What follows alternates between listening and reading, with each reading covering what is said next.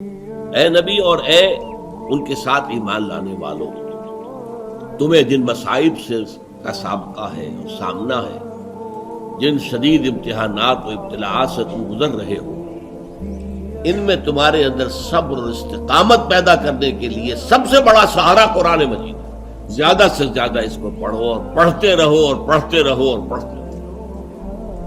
آپ کو معلوم ہے بالکل آغاز میں حضور کو کیا حکم دیا گیا تھا؟ یا ایھا المزمل قم اللیل الا قلیلا نصفہ او انقص منہ قلیلا او زد علیہ ورتل القرآن ترتیلا۔ اے نبی، جو بہت بھاری بوجھ آپ پر ہم ڈالنے والے ہیں، انا سنلقی علیک قولا ثقیلا، بہت بھاری بوجھ، اس کے لیے اپنے آپ کو تیار کر لیجئے۔ تیار کیسے کریں گے؟ ڈنڈ بیٹھ کے نہیں نکالنی، یہاں پہلوانی درکار نہیں ہے، جسمانی پہلوانی۔ یہاں کیا ہے؟ وہ روحانی قوت جو قرآن مجید کی بنیاد پر وجود میں آتی ہے۔ لہذا راتوں کو آپ جاگتے رہا کیجئے سوائے تھوڑے سے حصے کے، یعنی آدھی رات، یا اس میں سے کچھ کم کر لیں یعنی تہائی رات، یا زیادہ کریں 2/3 رات۔ ورتل القرآن ترتیلا، اور پڑھتے رہیے قرآن کو ترتیل کے ساتھ، ٹھہر ٹھہر کر، رک رک کر۔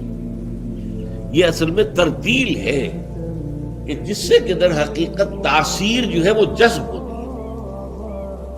آپ کو معلوم ہے تیز بارش اتنی مفید نہیں ہوتی زراعت کے لیے جتنی کہ ہلکی ہلکی ہلکی ہلکی مسلسل زیادہ دیر تک بارش ہوتی ہے، اس لیے کہ وہ جذب ہوتی جائے گی، جذب ہوتی جائے گی، جذب ہوتی جائے گی، اور تیز بارش کا ریلا آئے گا وہ بہہ جائے گا۔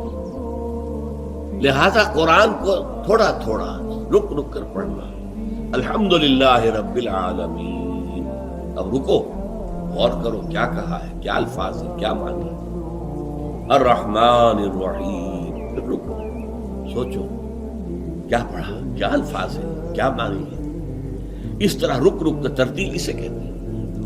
اس کا نتیجہ کیا ہوتا ہے؟ یہ دل میں جذب ہوتا ہے۔ جیسے میں نے کہا کہ ہلکی بارش جو ہے وہ زمین میں جذب ہوتی ہے، اور زمین کے اندر جو رویدگی ہے، جو چھپی ہوئی ہے، اس کے خزانوں کو نکال کر باہر لے آتی ہے۔